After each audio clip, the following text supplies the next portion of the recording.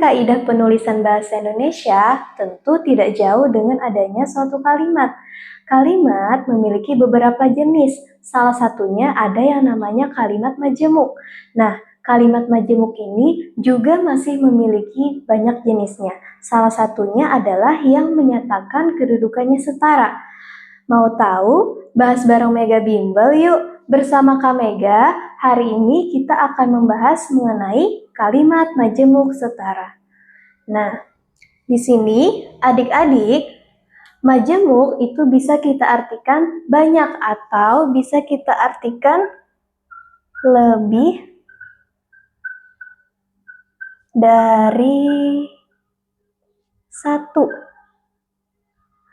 Nah, sehingga pengertian dari kalimat majemuk setara adalah kalimat yang terdiri atas beberapa kalimat tunggal yang dapat dihubungkan. Nah, nanti kalimatnya akan dihubungkan menggunakan kata konjungsi.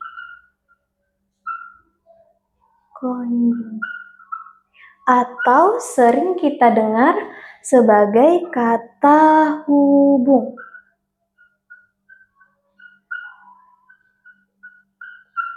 Nah, sebelum membahas lebih dalam mengenai kalimat majemuk setara, kakak akan menjelaskan terlebih dahulu tentang kalimat tunggal. Jadi adik-adik, kalimat tunggal adalah kalimat yang memiliki satu predikat. Nah, kalian perlu ketahui bahwa predikat dalam bahasa Indonesia itu bisa menggunakan yang namanya kata kerja, kata sifat, dan kata benda. Nah, jadi 3 jenis kata ini bisa kita pakai sebagai predikat. Nah, di sini kakak ada punya contoh kalimat tunggal. Di sini ada kalimat Adinda menari. Nah, Adinda di sini fungsinya sebagai subjek. Nah, kakak tulis huruf S saja. Kemudian menari itu menunjukkan suatu kegiatan atau pekerjaan yang dilakukan oleh Adinda, sehingga posisinya sebagai predikat.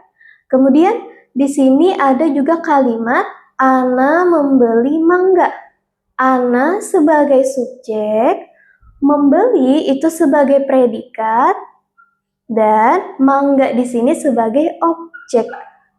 Kemudian contoh yang ketiga ada di sini kalimat Wira bermain bola di taman. Wiranya itu karena nama orang itu merupakan subjek. Bermainnya karena menunjukkan suatu kegiatan atau suatu pekerjaan itu menunjukkan predikat. Bolanya sebagai objek dan di tamannya sebagai keterangan. Jadi dalam kalimat tunggal kalian boleh menambahkan subjek, predikat, objek, ataupun keterangan asalkan dalam kalimat itu hanya terdapat satu predikat. Nah, seperti contoh yang telah kita bahas tadi. Langsung saja kita bahas jenis hubungan kalimat majemuk setara. Di sini yang pertama ada jenis hubungannya adalah sejalan. Nah, ini merupakan gabungan kalimat tunggal yang menyatakan penjumlahan karena memiliki situasi yang sama. Nah, tadi adik-adik masih ingat kan kata kakak kalau kalimat majemuk perlu kata hubungnya. Nah, kalau menyatakan hubungan sejalan, kata hubungnya kita menggunakan kata dan. Nah, di sini ada kalimat tunggal. Kakak punya 2 kalimat tunggal. Alina. Alina di sini sebagai subjeknya. Kemudian adalah di sini adik-adik itu bisa berfungsi sebagai predikat karena termasuk dalam kata benda. Predikat. Kemudian ada kata anak yang baik. Itu kita bisa tulis sebagai keterangan. Nah, itu kalimat tunggal yang pertama. Kemudian kalimat tunggal yang kedua ada Alisa adalah anak yang baik. Nah, ini sama dengan kalimat yang di atas. Ini sebagai subjek, Alisanya adalahnya sebagai predikat, anak yang baiknya juga sebagai keterangan. Nah, kemudian bagaimana kita menggabungkan dua kalimat tunggal ini? Nah, di sini kita tahu bahwa Alina dan Alisa itu sama-sama adalah anak yang baik. Maka penulisannya, kalimat majemuk setaranya bisa kita tulis seperti ini. Alina dan Alisa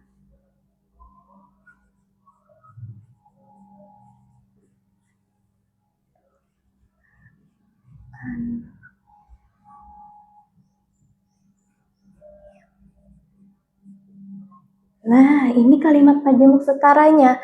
Alina dan Alisa adalah anak yang baik. Di sini kata penghubungnya yang kita gunakan adalah tadi dan.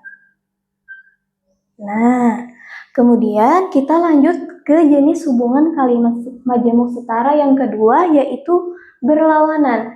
Nah, ini merupakan gabungan kalimat tunggal yang menyatakan hubungan pertentangan. Kata hubung atau kata konjungsi yang bisa kita gunakan adalah tetapi, namun, ataupun sedangkan. Nah, di sini kakak punya dua kalimat tunggal lagi untuk bisa kita gabungkan. Nah, di sini ada kata Udin. Udin itu sebagai subjek. Habis itu ada kalimatnya tidak pandai. Nah, kalian masih ingat di pembelajaran kita sebelumnya kita membahas tentang kata sifat. Nah, pandai ini kan merupakan kata sifat. Salah satu ciri kata sifat itu bisa kita ingkari dengan kata tidak pandai. Tidak pandai. Nah, kata sifat itu juga bisa berfungsi sebagai predikat dalam satu kalimat. Kemudian bahasa Inggrisnya di sini sebagai objek. Nah, kemudian kalimat tunggal yang kedua ada lagi kata Udin pintar matematika. Udinnya sebagai subjek. Pintar itu merupakan kata sifat sehingga bisa kita gunakan sebagai predikat. Dan matematika itu sebagai objek. Nah, dua kalimat ini akan kita gabungkan supaya menjadi kalimat majemuk setara. Nah, penulisannya seperti ini adik-adik.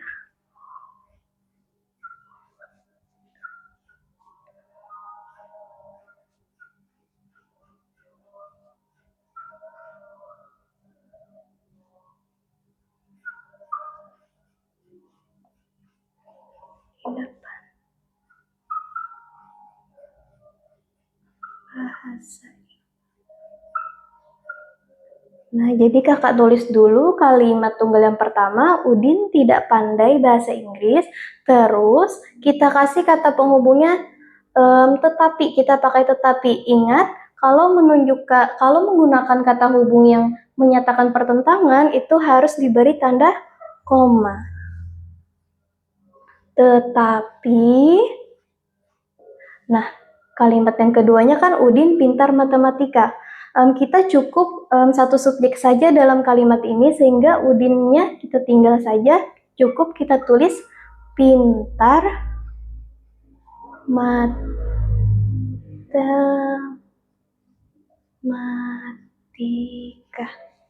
Nah, jadi ini kalimat majemuk setaranya.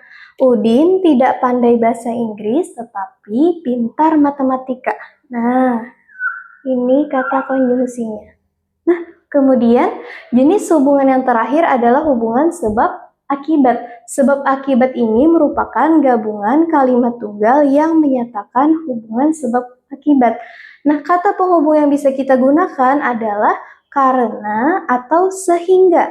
Nah, di sini seperti contoh yang lain, kakak punya dua kalimat tunggal. Ada kata ibu marah. Ibu ini posisinya sebagai subjek. Marah itu merupakan kata sifat, maka itu bisa berfungsi sebagai predikat. Nah, di sini ada kalimat tunggal yang kedua yaitu Lina bangun kesiangan. Linanya sebagai subjek, bangunnya sebagai predikat, dan kesiangan itu menunjukkan keterangan. Nah, bagaimana cara kita menggabungkannya? Itu bisa kita tulis seperti ini. Ibu marah karena Lina bangun kesiangan.